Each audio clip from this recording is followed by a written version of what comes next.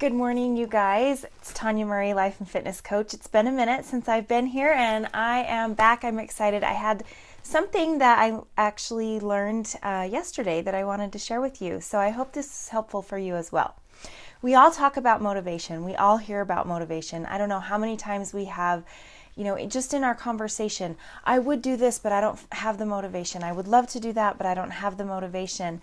And motivation is a key buzz phrase. It's our excuse as to why we don't get more exercise in or eat healthier or are more productive at work or a better parent. I'm tired. I'm not motivated. Well, motivation itself is just what gets you going. So when you have that thought of, I want to lose weight, I want to be more productive, I want to write a book, I want to revive my relationships, whatever it is, the motivation is really just that inspiration that you feel, that original, thing in your gut that just says, go for it. And then it goes away. That's it. It just gives you the idea. It's kind of that's its purpose. That's what it's there for. Yes, remember that feeling and remember why it was important to you in that moment. But motivation is not what carries you on and has you continue to make those changes in your life. What does that is habit. So motivation is just your key to get you going. It's really not all that it's cracked up to be. Habit is where the real change comes, and that is what you need to work on cultivating. So get rid of that stupid term motivation. It's not that you're not motivated, it's that you haven't set up triggers and things to remind you to create, to make the changes and to do the things that you need to do that will help you have that long-lasting change and form you new habits. So that takes me to triggers. Set some triggers that will help you in whatever it is that you want to start doing or stop doing. So for me, an example is one of my fitness triggers is the very first thing when I get out of bed, I exercise in the morning. That's my first go-to. Kind of before I wake up and my brain has a chance to realize what I'm going to do. But my trigger are my shoes. I can't have my shoes in my closet, my exercise shoes. They have to be out where I can see them. I don't know what it is, but that was a trigger for me because prior to working out, they lived in the closet. Those exercise shoes were in the closet, probably buried under a lot of other things. But when I took them out and actually put them right by my dresser, right where I would see them the minute my feet hit the floor, they're right there.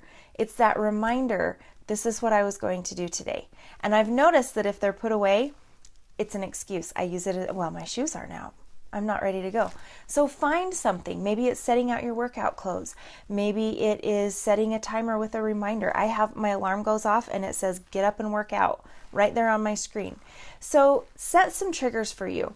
If it's something about productivity, maybe you set your planner right on your keyboard. So the minute you sit down at your desk, it is right there and you can't keep going throughout your day without getting through and going through your planner first and setting your intention for the day. Another trigger that I have is with my relationship with my kids. I don't want to come home from work exhausted and emotionally drained and not have anything left for my kids. So for me, a trigger is when I reach for my door. I reach for my door handle to walk in after work and I just take a split second to think, where am I? And I want to mentally check in so that when I walk in there with my kiddos, I can say, hey, how are you guys? How was your day? Mom's home, rather than, hey, what's up? I want to be intentional about the energy I bring home with me. So my doorknob is another trigger. So find little things that you can do. Recognize things and triggers that you have that are unhealthy. I noticed an unhealthy trigger that I have. In the evenings, sometimes I'm on the phone with my sister, with friends, whatever, and I notice that when I'm on the phone, I'm walking through the house, wandering, and I start to graze. I'm snacking. I don't need food. I've already eaten what I need throughout the day. I'm not really hungry. I'm just munching. So once I recognize that and I know that my phone is a trigger, I'm trying to find different things to replace that with. Maybe it's doodling on a piece of paper or just being more intentional and paying more attention to the phone conversation instead of wandering and eating, or making some green tea, having a glass of water, doing some things like that that are more healthy. instead. So recognize the triggers that you have set already that are bad habits, and then set new triggers for good habits. Find something that you can do. But what you need to do is create the habit. It's not the motivation. Motivation is why you're there. That's great, and it served its purpose for you. Remember that why. That's going to keep you going. But you need to set those habits, and you need to set intentional triggers. Find someone you can be accountable to that will help you with that, and then recreate your life. You are in complete control of your life.